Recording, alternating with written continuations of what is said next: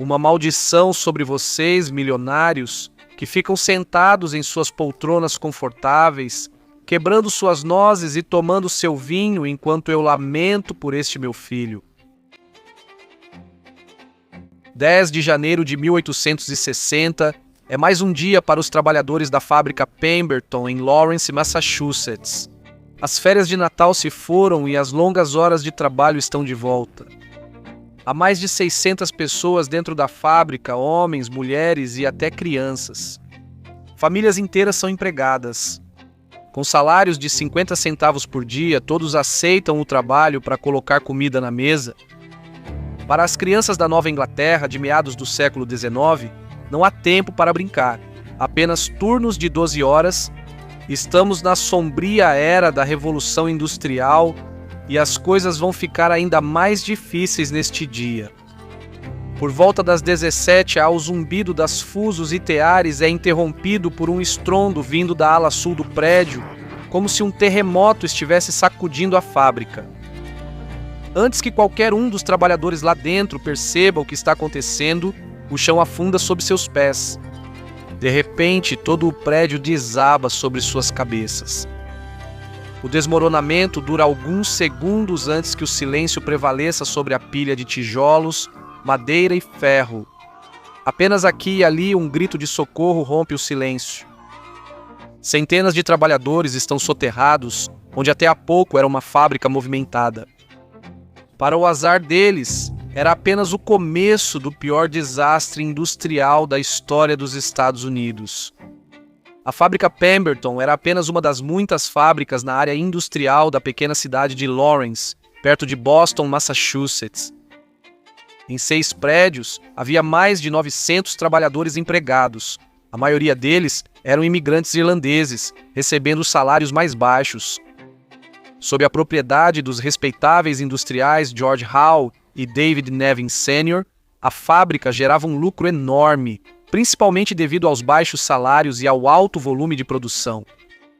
Havia 2.700 fusos e 700 teares dentro do prédio principal, que foi construído há apenas 17 anos, mas muitos consideravam que tanta maquinaria era pesada demais. E de fato era.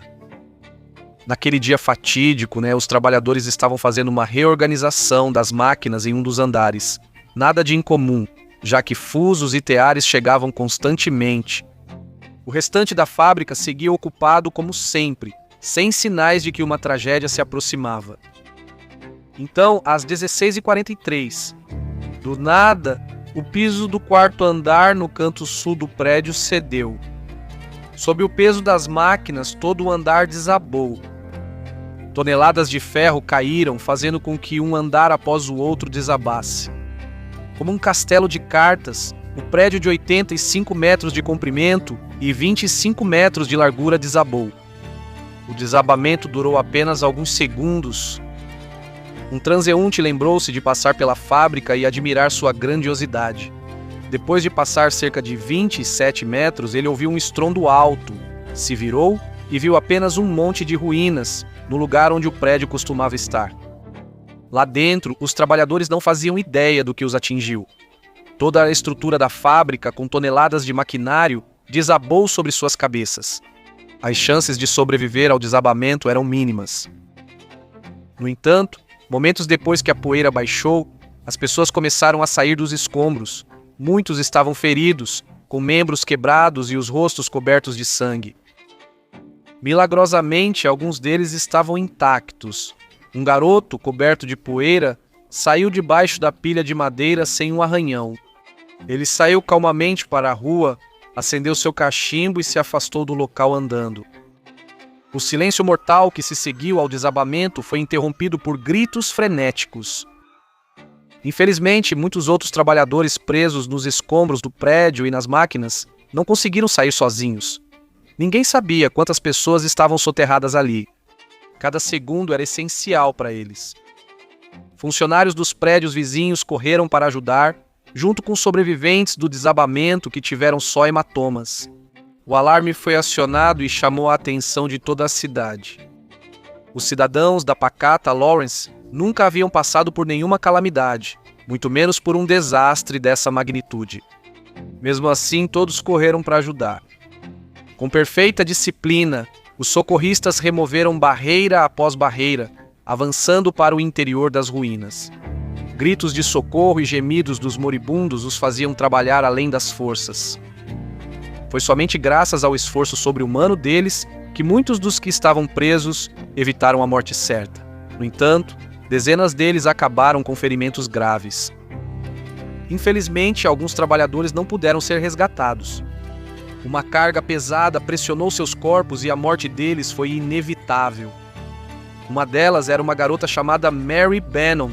Percebendo que estava prestes a morrer, ela pediu a uma amiga que entregasse seu pagamento ao pai e se despedisse por ela. Muitos outros corpos foram retirados. Com a remoção dos destroços pelos socorristas, caía a chance de encontrar sobreviventes. Mesmo assim, não desistiram. Com qualquer chance de salvar uma vida, estavam prontos para cavar. O esforço para salvar o maior número possível de vidas durou 4 horas. A todo instante, resgatavam um sobrevivente ou recuperavam um corpo dos escombros. Aqueles reconhecidos por amigos ou familiares eram levados para casa, independentemente dos ferimentos. Os outros eram levados para a prefeitura. Então, como se as coisas não pudessem piorar, às 9h30 da noite, uma nova tragédia atingiu o local. O esforço diligente de um pequeno exército de socorristas foi subitamente interrompido por um grito alto: fogo! Enquanto limpavam os escombros, alguém acidentalmente derrubou uma lanterna a óleo e incendiou restos de algodão e lascas de madeira. Dentro dos destroços havia toneladas de restos de algodão e madeira encharcados de óleo, escorrendo das máquinas quebradas. O fogo se espalhou rapidamente diante dos olhos surpresos e impotentes dos socorristas. O grito agonizante de desespero daqueles presos sob as ruínas ficou mais alto, misturado aos gritos de horror daqueles que testemunhavam essa cena aterrorizante. Enquanto o fogo avançava, socorristas valentes resgatavam pessoas. Infelizmente, era um esforço fútil, pois o fogo engolia as ruínas a uma velocidade inimaginável. Entre os presos, quando o incêndio começou, estava um supervisor, Maurice Palmer, que implorava aos amigos para salvá-lo antes que o fogo o alcançasse.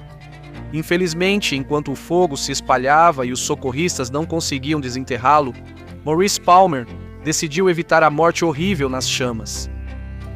Ele conseguiu soltar uma das mãos, pegou sua faca e cortou a própria garganta. Em uma reviravolta cruel do destino, os amigos de Maurice conseguiram resgatá-lo dos destroços antes que o fogo os alcançasse. Mas o pobre rapaz morreu devido aos ferimentos. O corpo de bombeiros de Lawrence chegou rapidamente ao local.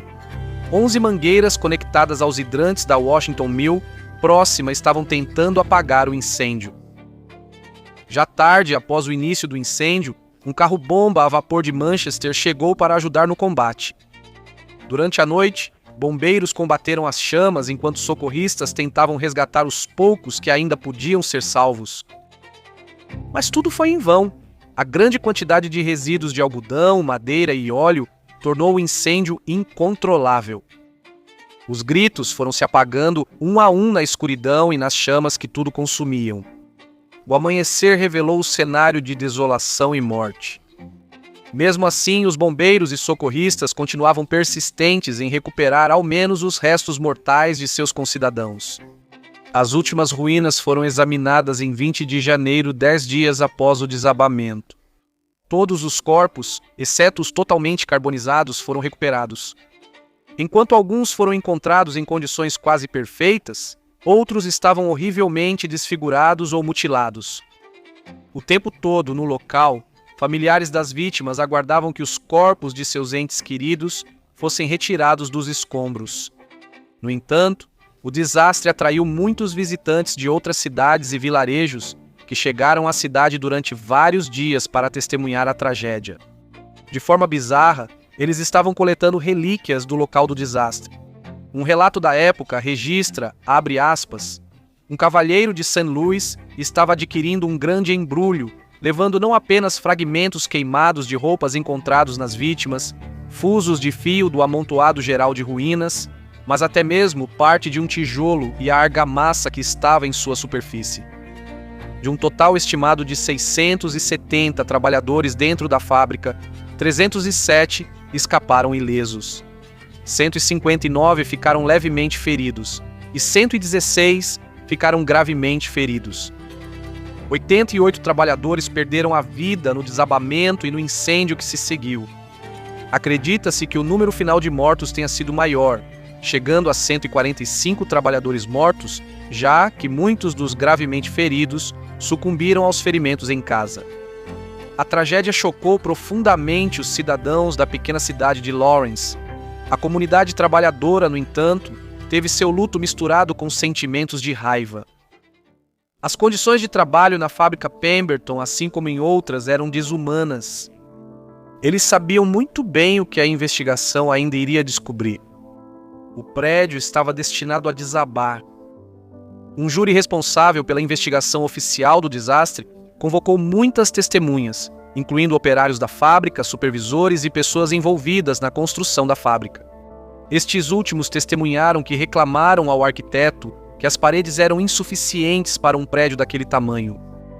Os tijolos foram assentados com argamassa de baixa qualidade. As paredes eram finas e as janelas grandes enfraqueciam ainda mais a construção. No lado leste do edifício não havia torres nem projeções, para sustentar a construção, mesmo sendo um costume geral. A falta dessas estruturas fez o edifício inclinar-se para aquele lado, caindo cerca de 26 metros para o leste.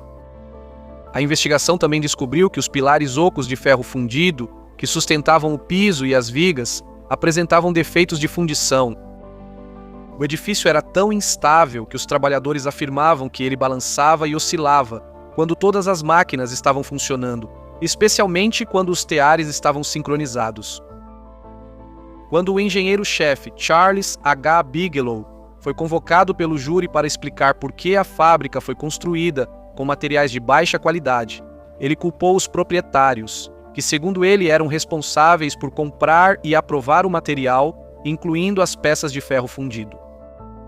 Quando a fábrica foi construída em 1853, ela pertencia a outros proprietários, John A. Lowell e seu cunhado, J. Pickering Putnam. Os dois financiaram a construção de uma fábrica ao custo de $850 mil. Na época, era uma verdadeira fortuna. E os dois financiadores fizeram o possível para terminar a construção o mais rápido possível e cortar despesas onde pudessem. O resultado foi uma construção fraca, mas suficiente para atender às demandas do negócio. No entanto, em 1857, Lowell e Putnam venderam a fábrica para George Howe e David Nevin Sr., ricos comerciantes, industriais e investidores da Nova Inglaterra. Visando aumentar o lucro da fábrica, os novos donos compraram mais máquinas. Na época do desastre, havia 2.700 fusos e 700 teares em operação. Era uma carga pesada para um prédio de construção tão fraca, mas ainda assim dava aos proprietários um lucro anual de $1.500.000. Era um bom negócio considerando o risco de o prédio desabar. No dia do desastre, a extremidade sul do quarto andar simplesmente cedeu sob o peso das máquinas e puxou toda a estrutura do prédio para baixo. No entanto, a investigação não considerou ninguém culpado. Nem os investidores que usaram materiais de baixa qualidade para construir o prédio, nem o arquiteto responsável, nem mesmo os proprietários que sobrecarregaram o local com máquinas pesadas foram considerados culpados. Assim era a América na época da Revolução Industrial. Um dos proprietários, David Nevin Sr., comprou a parte do sócio e construiu uma nova fábrica no local. O negócio continuou como de costume. Por outro lado, o desastre exigiu regras mais rígidas para a construção de instalações industriais. Também alertou os trabalhadores sobre a importância das normas de segurança nos ambientes industriais. O desastre da fábrica Pemberton alertou-os de que a ganância dos industriais ricos ia muito além da saúde, riqueza e até mesmo da vida deles. Esse é read.com/darkhistory. Assista a este episódio em seguida se você achou este vídeo interessante. Por favor, deixe um like e um comentário se quiser apoiar o canal.